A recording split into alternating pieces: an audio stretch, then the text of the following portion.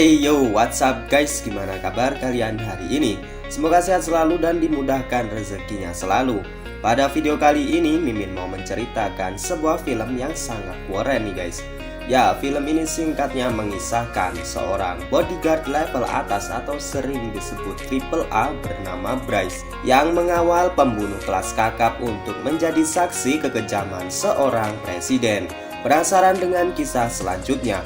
Yuklah kita masuk ke film The Hitman Bodyguard Semongko.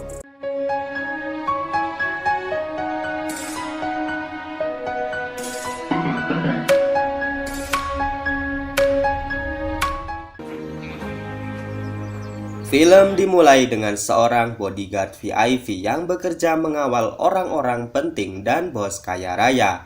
Ia bernama Michael Bryce. Di hari itu ia sedang mengawal kliennya yang bernama Takeshi Kurosawa. Pada awalnya Bryce melakukan pekerjaannya dengan mulus dan mengantarkan Takeshi Kurosawa menuju pesawat pribadinya. Namun belum saja pesawat itu take off, tiba-tiba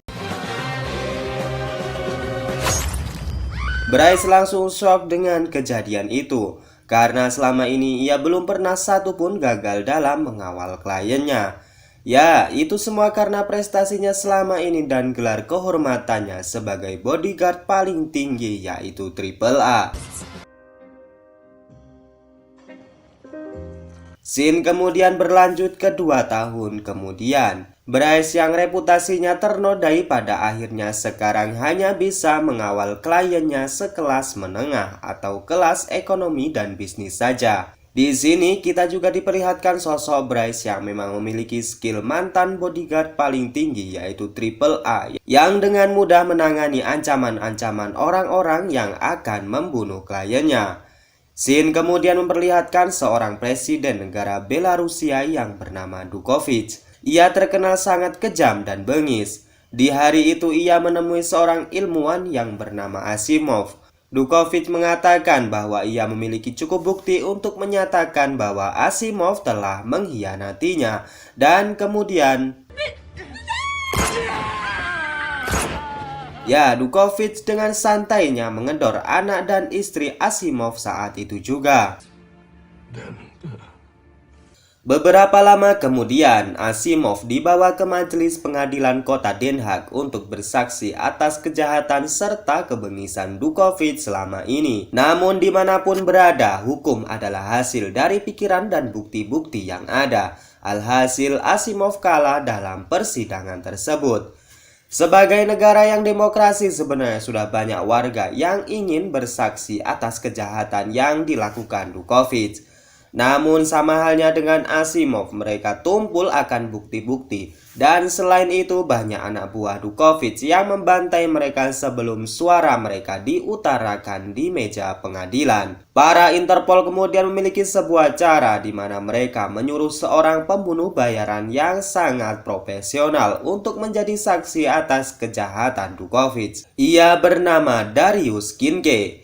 Kinke sebenarnya menolak permintaan Interpol. Namun karena ia diancam bahwa istrinya akan ditahan, akhirnya ia menyanggupi permintaan Interpol.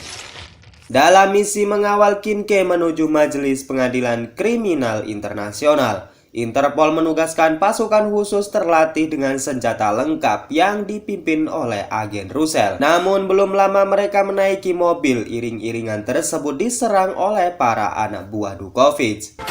Singkatnya, semua pasukan khusus mati terbunuh dan menyisakan Kinke dan agen Russell. Setelah kejadian itu kita diperlihatkan aksi dari Kinke yang dengan santai tapi barbar menghabisi semua anak buah Dukovich seorang diri. Ingat, seorang diri. Kemudian Russell membawa Kinke menuju safe house. Di sana Kinke mengatakan kepada Russell bahwa mereka harus berhati-hati karena besar kemungkinan Dukovich telah bekerja sama dengan salah satu anggota Interpol. Mendengar tuturan Kinke, Russell kemudian menghubungi orang kepercayaannya yang tak lain adalah mantan pacarnya. Ia adalah Bryce. Russell meminta Bryce untuk mengawal Kinke agar sampai ke pengadilan kriminal internasional dengan selamat. Di sini Bryce yang masih sayang dengan mantannya pun mengiyakan permintaan Russell. Lalu Sin menunjukkan seorang direktur Interpol yang bernama Gene Fletcher adalah orang yang telah bekerja sama dengan Dukovic dan yang telah memberitahukan keberadaan Kincaid kepadanya. Tak lama kemudian Bryce pun datang ke safe house. Di sini kita diperlihatkan alasan kenapa Bryce waktu itu meninggalkan Russell, yaitu karena sebelum terbunuhnya Kurosawa, ia memberitahukan kepada Russell tentang Kurosawa. Dan Bryce menganggap bahwa Russell lah yang telah bekerja sama dengan pembunuh itu dan memberitahukan keberadaan Kurosawa. Russell yang kesal karena ia telah dituduh seperti itu akhirnya memutuskan Bryce dan memilih untuk tidak lagi berhubungan dengannya. Bryce kemudian bertemu dengan Kincaid dan kemudian mereka malah baku hantam dikarenakan dulu Kincaid sering mengincar kliennya untuk dibunuh. Namun pada akhirnya mereka terfokus pada tujuan saat ini, yaitu mengantar Kincaid menuju pengadilan kriminal internasional. Di dalam kantor, Russell menceritakan Kincaid dan Bryce kepada atasannya. Fletcher yang mendengarnya kemudian segera menghubungi Dukovic untuk memerintahkan anak buahnya agar segera mengejar Kincaid. Di tengah perjalanan, Kincaid berusaha untuk melarikan diri.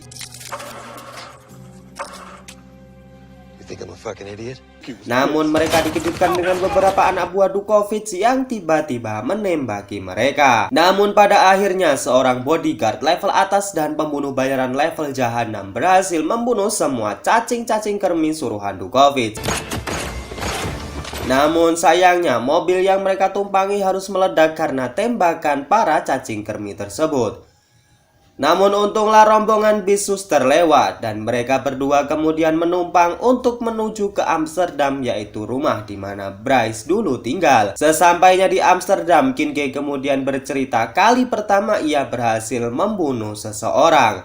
Saat itu ia masih bocil sekitar umur 16 tahun. Kincaid terpaksa membunuh orang itu karena orang tersebutlah yang telah menghabisi ayah kandungnya. Well, I wasn't prepared to wait that long. Dan yang lebih membagongkan adalah Kincaid selama ini telah menghabisi nyawa seseorang sebanyak 250 jiwa. Sungguh prestasi yang sangat mengencrotkan. Setelah itu mereka sampai di rumah lama milik Bryce. Dan kemudian Kincaid diam-diam kabur dari Bryce. Namun Bryce berhasil menemukannya dan malah berhasil menyelamatkan nyawa Kincaid yang diam-diam akan dibunuh oleh anak buah Dukovic dari belakang.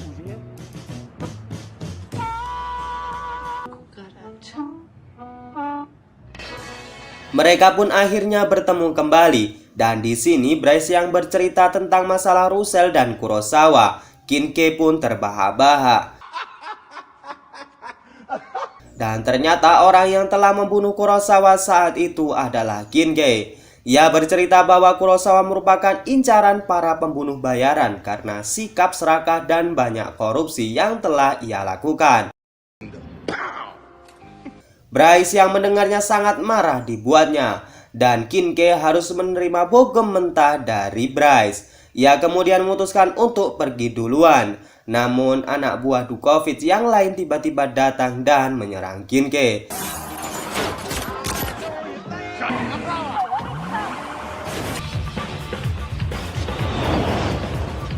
Dan kemudian Bryce pun terpaksa membantunya. Akhirnya Kincaid berhasil kabur sedangkan Bryce berhasil ditangkap oleh para cacing kermi Dukovic. Singkatnya, Bryce dibawa di suatu tempat lalu disiksa dan dipaksa untuk memberitahu keberadaan Kincaid saat ini. Kincaid yang semula tahu bahwa Bryce yang telah menolongnya mengorbankan diri untuk ditangkap akhirnya tiba dan kemudian menghabisi para cacing kermi tersebut.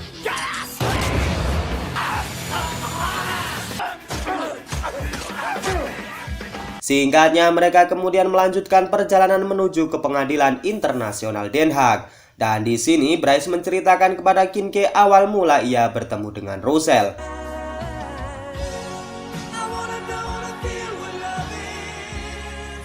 Tak lama kemudian mereka kembali dikejar oleh para cacing kermi Dukovic. Dan di sini disajikan adegan kejar-kejaran dan perkelahian yang sangat seru.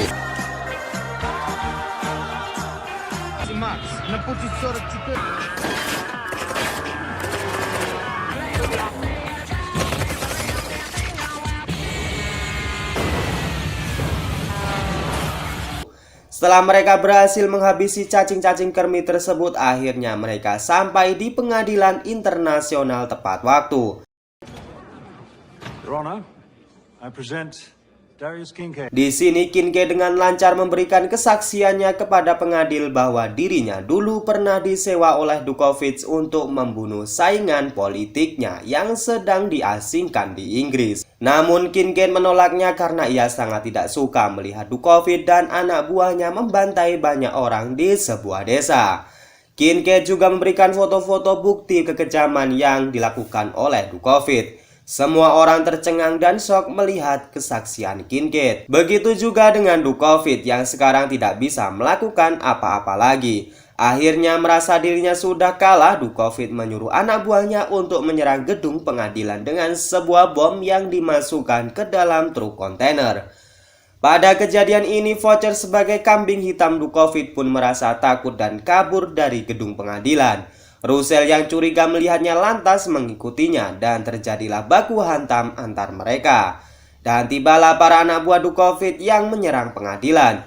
Begitu juga truk yang berisikan bom pun diledakkan dan membuat gedung serta massa ambyar tak karuan. Saat semua orang di dalam gedung panik, Dukovic dengan pistolnya bersiap membunuh Kincaid. Namun dengan sigap Bryce meloncat dan menyelamatkan Kincaid. Karena hal tersebut, Bryce tertembak di bagian perutnya dan ia tidak bisa apa-apa lagi. Ia kemudian menyuruh Kincaid untuk segera memburu Dukovic dan membereskannya. Dan di sini lagi-lagi Kincaid beraksi dengan banyak membunuh anak buah Dukovic dengan sangat amat mudah sekali baginya. Dan akhirnya ia sampai di atas gedung dan di sana terdapat Dukovic yang sedang menunggu helikopter jemputan dari anak buahnya. Sementara itu, Russell berhasil dicekik oleh Voucher dan hampir membuatnya tewas. Namun tiba-tiba Bryce datang dan langsung menembak Voucher. Berlanjut di atas gedung di mana Dukovic melambai-lambaikan tangan kepada anak buahnya, bukti ia berhasil selamat dan segera meminta bantuan. Namun tiba-tiba dari belakang,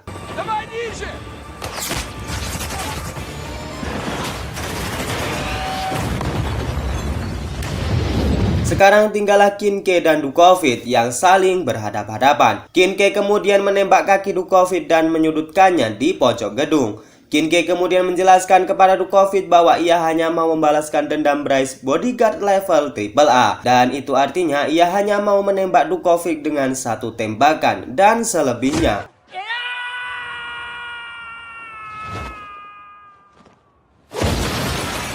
Dan begitulah kematian Dukovic yang sangat mengenaskan, tewas jatuh dari atas gedung pengadilan. Sementara itu Bryce dan Russell terlihat sudah semakin dekat lagi. Dan sekarang Kincaid kembali di penjara meneruskan hukumannya. Namun setelah beberapa bulan kemudian Kincaid berhasil kabur dari penjara dan menemui Sonia, istri tercintanya, untuk merayakan hari ulang tahun pernikahannya. Dan film ini pun selesai, guys. Terima kasih saya ucapkan kepada For Movie Lovers. Saya doakan yang sudi like dan subscribe channel ini semakin banyak rezekinya dan panjang umurnya. Saya Najwa, wassalamualaikum warahmatullahi wabarakatuh.